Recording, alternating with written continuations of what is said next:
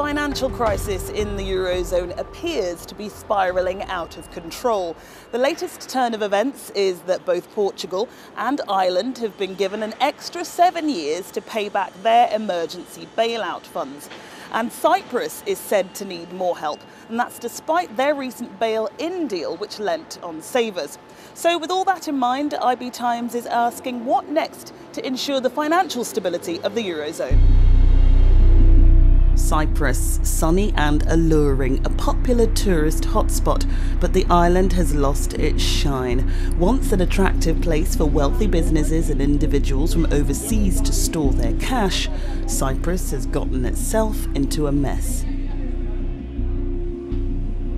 Its fall from grace has been dramatic.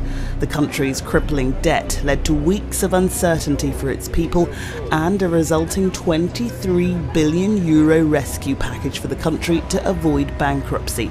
With €10 billion, that's £8.4 billion of that, coming from the EU and the IMF. Yet last month at a summit in Dublin, ministers were in buoyant mood.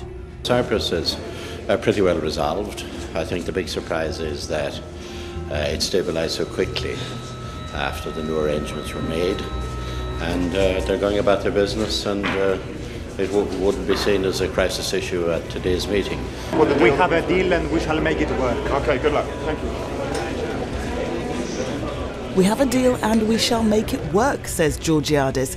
Yet the country's second largest bank has been dissolved, masses of unsecured debt have been written off, and there was another testing caveat. Money from uninsured depositors will be converted into equity as part of this unprecedented deal, and the speed and the manner in which it's all happened has gotten other countries worried.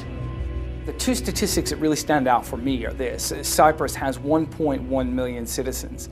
At the peak of savings, they had 78 billion euros in Cypriot banks. This is a tiny economy sitting on a ton of cash. There's a reason for that.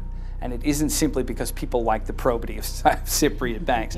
They were getting well above market rates for their savings, and they were, as I mentioned, held by a lot of overseas investors, small businesses, etc. There was many accusations that it was being held there to avoid jurisdictional taxes in other parts of the world. Never substantiated, but nonetheless, I think the Troika had to look at that situation and say, why is there such an enormous disparity between the banking sector and the size of the economy, and how can we best ensure that saving it is fair for everyone? Now, of course, you could counter-argue that and say, this is no surprise. The savings have been building for a number of years and authorities did nothing about it, including the Troika, which is now lecturing Cyprus for not being as vigilant as they should have been. Nonetheless, we are where we are, and I think ultimately European authorities had to look at their taxpayers first, and the Cypriot taxpayers second, and the Cypriot savers from other countries third when they were deciding who was going to pay. And that's really where you got this melange of creditors, savers, and taxpayers contributing to the €17 billion rescue. So this sort of bail-in, could this happen again? You know, I imagine other member states are looking at Cyprus and going, well, crikey, we're in a bit of a mess. Is this going to be forced upon us too? This is the key argument now in European policymaking. Effectively, we have the finance minister of the Netherlands, Jeroen Dijsselbloem, who heads the Eurogroup, which is a collection of Eurozone finance ministers. He says that, you know what, Cyprus might be the template from which future rescues are drawn. 24 hours after he said that, there was a myriad of politicians around the region saying, this is not the case, we are not going to use this as the template for future rescues. But no one is actually sure, and as a result, everybody is uneasy about what kind of plan or strategy will be put in place if a rescue is going to be required in, say, Spain, or even more seriously, Italy. No one really knows, but the fact that the bail-in Rubicon has been crossed does suggest to some investors that it might be revisited again. According to one independent think tank, which campaigns for EU reform, the Cyprus situation might well have been a one-off. You know, there are some unique situations in Cyprus which mean it may be unlikely to be applied elsewhere. You look at the large amount of foreign, particularly Russian depositors, and the fact that the banking sector was 7 times the size of GDP, and that's quite a rare thing to come across. That said, there are some aspects, such as the change in the German approach. Germany said no longer will we foot the bill completely for these sorts of bailouts, and we want a bigger contribution from the domestic sector. So you have to balance the specific aspects of Cyprus with some of the change in approach seen in Europe. So I think there could be a similar approach applied elsewhere, particularly in terms of a contribution from the domestic economy. Whether or not it will be in the form of bail-in remains to be seen, but you know, I think there are hints that this will be the way that Europe goes in the future a bit more. Bank failures are being blamed for the situation in Cyprus. Strength and growth needs to happen fast, and a new piece of European legislation is in the offing, led by Sharon Bowles MEP, who chairs the EU's Economic and Monetary Affairs Committee.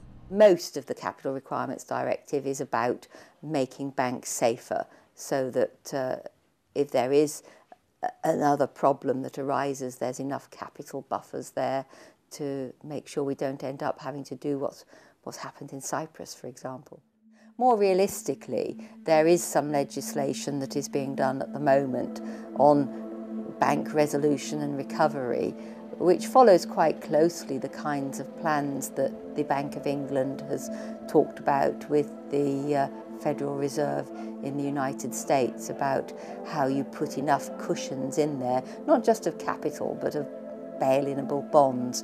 So the idea being that if you get into a mess, you can close down the bad part of the bank, and you use these bail-inable bonds to recapitalise the good bits, which will hopefully carry through all of the deposits without having to raid any of those. But of course, if you have this system that you only hold a certain amount of capital against assets and deposits, then you can lose deposits. That's why bank runs happen.